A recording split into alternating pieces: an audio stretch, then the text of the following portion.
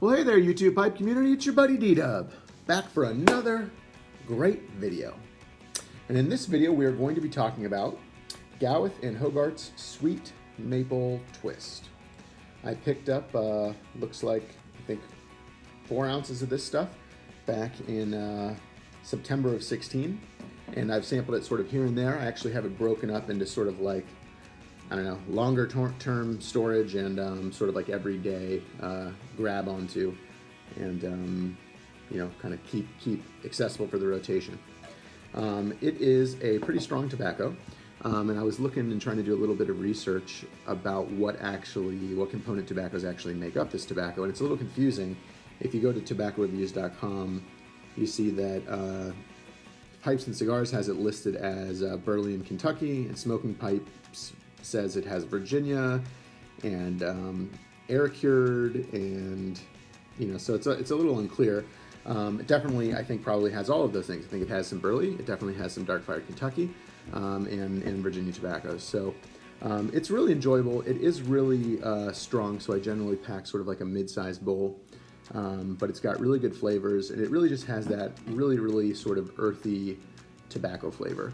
You don't get a lot of highs and lows. You sort of just get that mid-range of deliciousness. So I'm going to be smoking it in a Missouri Meerschaum corn cob, and I don't know the name of this shape, but it's one of the couple, I don't know, maybe 2 or 3 corn cobs that I got, and this one sort of has just the right size bowl for this tobacco.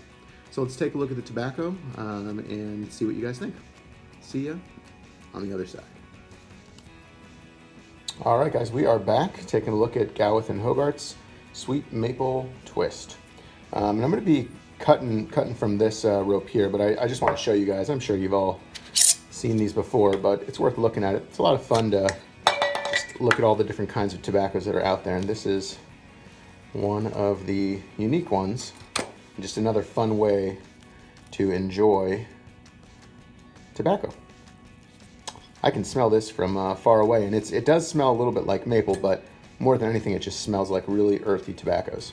I'm going to put that guy away now that we've taken a good look at that, and we are going to prepare from this jar here. Let's see what we got here. All right.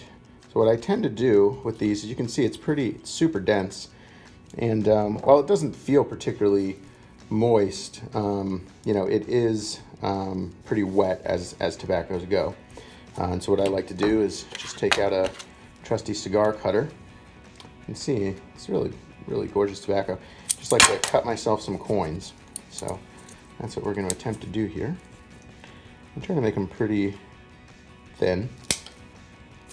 Do maybe, you know, just 2 or 3. Okay.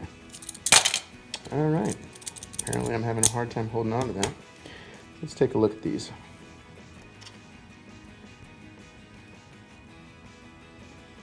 Hopefully you guys can see that. I'm trying to catch the light right. But pretty cool. They come out in good coins. So I'll take this and probably just go ahead and rub it out real quick. Kind of squeeze it, work it a little bit.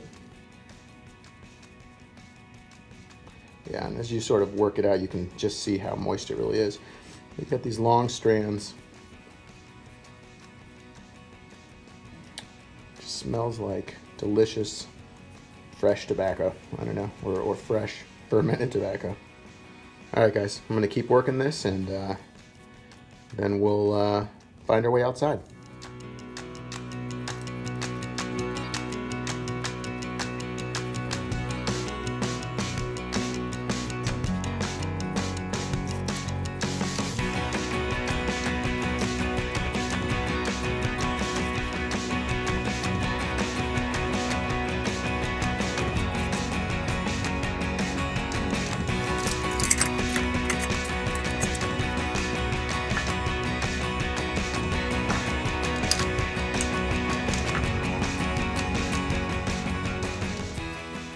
All right, guys, so I've been letting this sort of dry out for about, I don't know, maybe 10 minutes now, and I'd say it's almost there. You can see all those different components, right? You've got the dark fired burley, I believe the darker stuff, and some of the Virginias. And one of the interesting things about this tobacco is that the reason it's so strong is because of its lack of processing, from what I understand, right? It wasn't heated, it wasn't processed as much as some of the tobaccos that we're used to, which leaves it with a little bit more nicotine in it than a lot of the blends that we're used to dealing with. That's my understanding. I certainly could be wrong about that. But it's getting there. It's just about ready. The long strands are sort of finding themselves dried out before the denser stuff, which that's probably all right. So we're gonna go ahead and pack the bowl here shortly. Give it maybe another, I don't know, 3-4 minutes, something like that.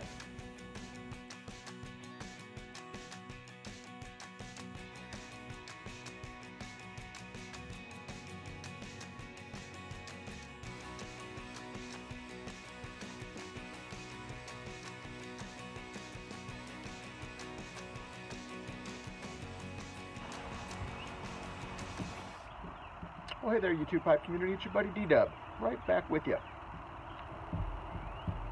And we are smoking the Gawith and Hoggarth Sweet Maple Twist out of our Missouri Meerschaum here. Just look at that grain. Yep.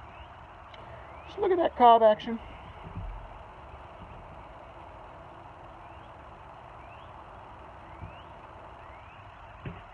I just lit this up, and sort of at the first light, you definitely get a little bit of that sweetness, that topping.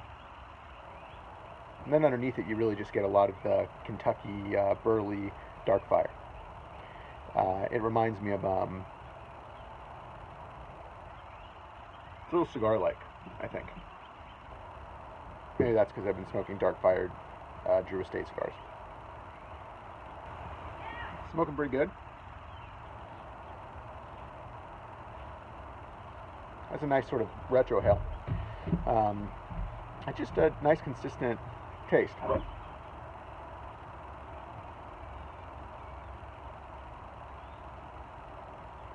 Yeah, enjoyable. And I think a big part of the appeal for me actually is just the process. I like the rope. I like the idea of it. I like the historical bent to it, and I enjoy the cropping. It's just a really fun way to have some diversity in the tobaccos you smoke.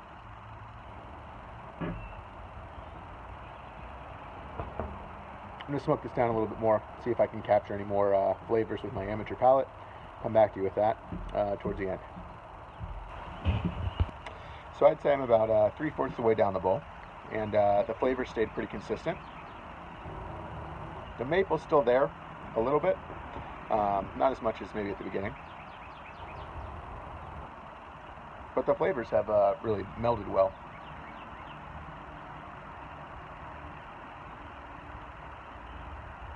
Yeah, just very, very earthy, a little bit spicy, not bitey at all. Really, really smooth actually. And you can definitely feel the a little touch of the nicotine. It sort of does this sort of blurry, calm, but alert thing all at once, which is kind of nice. Yeah, it's really enjoyable, and it's a little crisp out here this morning, which just kind of cuts it nicely. So I've really been enjoying my weekends lately, and sort of prioritizing the week really well to get a lot of work done so that I can kind of relax. And so that means I've been getting in more bowls. And I think one of the nice things about that is that it sounds kind of strange, but when I look back on the weekend and kind of think, well, what did I do? What didn't I do? Did I relax? Did I run and hustle around? I can kind of remember the bowls I've smoked, and it kind of just marks the weekend for me and really reminds me that I am taking time to relax. I am taking time to sort of slow down, which is good. I might not be able to remember exactly what I did, but oddly enough, I can remember the bowls that I smoked, and if I'm getting in several of them, I'm figuring I spent some time relaxing, which is good. And as the weather gets better and better, that sort of means I'm outside more too. So there are all those sort of hidden sort of secondary consequences of being an avid pipe smoker. Get you outside, get you walking around a little bit, So that's all good.